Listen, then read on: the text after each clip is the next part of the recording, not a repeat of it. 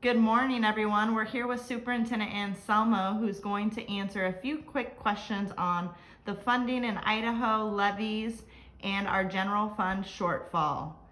Superintendent, can you start by explaining what shift in funding took place that left over 80% of Idaho school districts needing to run a supplemental levy? Sure. So kind of a two-part question. First off, in 1994, the state of Idaho adjusted the funding formula. They have not done so since that time. But the biggest shift occurred in 2006 when Governor Risch assembled the legislature for a special session. At that time, we had a $3 per thousand property tax that everybody paid. It was essentially called the school tax. During this special session, they changed that from the property tax to a 1% sales tax, followed by the recession. In the first time in the history, they cut funding to Idaho public schools. After that time, you've seen a rapid increase in school levies, and now we're sitting with over 80% of the districts needing to run a levy. Thank you. Next, can you just briefly explain levy mill rates and their relationship to property values?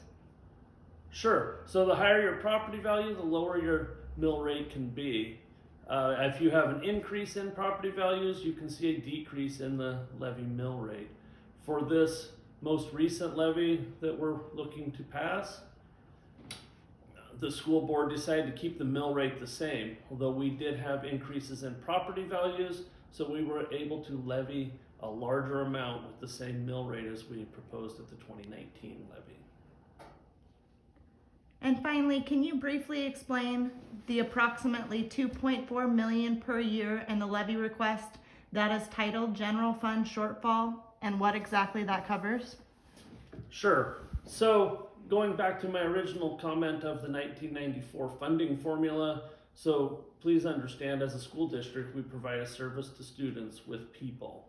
When they haven't adjusted that funding formula since that time, there's been a shortfall in those salaries and benefits and what that looks like currently. Beyond that, we have what we call a lot of unfunded mandates.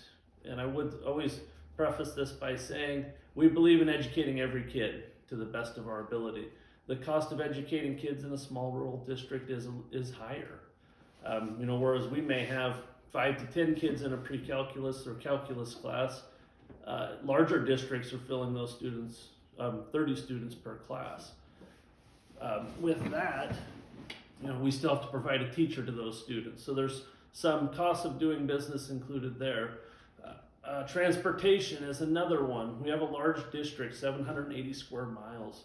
Compare that to one of our close by neighboring districts, they have 47 square miles. So our transportation costs are much higher. The state does not fund those at 100%. Some costs are 85, others are 50, coming to an average somewhere around, we get reimbursed 70% of our transportation costs on average. That's caused a big deficit in there with just a large geographical small population district. Some of the other things, special education, that's another unfunded mandate. The state caps funding on that, 6% at the elementary, 5.5% at the secondary level, and we run somewhere around 14% of our population in special education. So there's an extreme deficit there. There are other mandates, there's a lot of them. Another one that we like to pinpoint has to do with facilities. We do get lottery funds for that. We get about $78,000 in lottery funds. State code requires us to spend about $380,000 of building maintenance. So there's an extreme deficit there. And adding all those things together is where we come up with that general fund shortfall. It revolves around these unfunded mandates. Thank you for your time this morning. Everybody stay tuned. Next week we'll be touching on other levy items. Thank you.